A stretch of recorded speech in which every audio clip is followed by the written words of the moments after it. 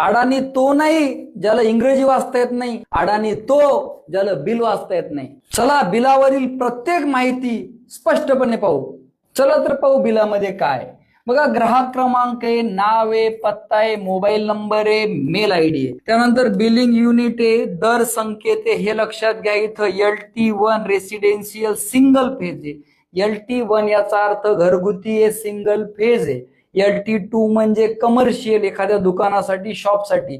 LT3 म्हणजे एखाद्या छोट्या उद्योगासाठी आहे. आणि LT4 म्हणजे सिंगल फेज शेतीसाठी आहे. त्यानंतर बघा, पोल क्रमांक आहे की तुमचं मीटर कोणत्या पोलवर आहे त्या शहरामध्ये. PC चक्र मार्गक्रम हा रिडिंग घेणाऱ्यासाठी आहे. त्यानंतर हे मीटर क्रमांक आहे, रिडिंग ग्रुप दिलेला आहे इथे 11. पुरवठा दिनांक म्हणजे याचा अर्थ कधी मीटर बसवलेलं आहे.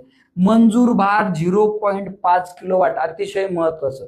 तुमचा जो लोड दिलेला आहे 0.5 किलोवॅटच दिला, एवढंच तुम्ही वापरू शकता. जर भविष्यात तुम्हाला जास्त हीटर वगैरे वापरायचं असेल तर हा लोड 2 किलोवॅट किंवा 3 किलोवॅट वाढून घ्यावा लागेल. जर असं नसेल तर शॉर्ट सर्किट झालं, काही भानगडी झाली, तुमचा क्लेम होणार नाही. ही गोष्ट लक्षात घ्या, अतिशय महत्वाचं. सुरक्षा ठेव म्हणजे तुमचे 182 रुपये जमा आहे. चालू रिडिंग कधी घेतलं, मागचं रिडिंग कधी, दिनांक दिलेलं आहे. बघा, चालू रिडिंग किती रिडिंग पडलेलं आहे तुमच्या, मागचं रिडिंग किती आहे. एक आपलं मीटर आहे, दोघातला फरक 253 युनिट आपण वापर केलेला आहे. त्यानंतर 253 आपलं युनिट झालेलं आहे. तर पहा, मागच्या बाजूला काय दिलेलं आहे, हे स्थिर आकार दिलेला आहे म्हणजे फिक्स रेट आहे तुमचं भाडं. त्यानंतर वीज आकार म्हणजे तुम्ही किती युनिट वापरलं, काय दर लागला, हा गुणाकार झाला. हा आपण पुढच्या व्हिडिओमध्ये डिटेल कॅल्क्युलेशन करणार आहे. वहन आकार म्हणजे इलेक्ट्रिसिटी तुमच्या घरापर्यंत येईपर्यंत किती चार्जेस लागले, कोणत्या पोलने आलेले, कोणत्या मार्गाने आलेले, त्यामुळं 1.47 प्रति युनिट प्रमाणे ते सुद्धा तुम्हाला आकारण्यात आलेलं आहे. इंधन समायोजन आकार म्हणजे इंधनाचा दर कमी जास्त होत असतो.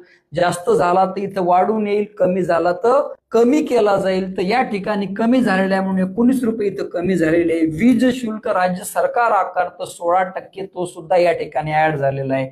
वीज विक्री कर हा कर सुद्धा कधी कधी ऍड केला जातो, सध्या इथे 0 आहे. इतर कर म्हणजे तुमच्यावर काही दंड वगैरे लागला आहे का, ते कर जर ऍड होऊन येऊ शकतो, हे पण तुम्ही पाहिलं पाहिजे. असं बिल टोटल इथं बनलेली रक्कम. त्यानंतर काही मागची थकबाकी आहे का, मागचं बिल बाकी आहे का, तर बघा इथे एकूण थकबाकी मागची बाकी आहे. तर अशा पद्धतीने इथे टोटल बिल तुम्हाला पाहायला भेटतं.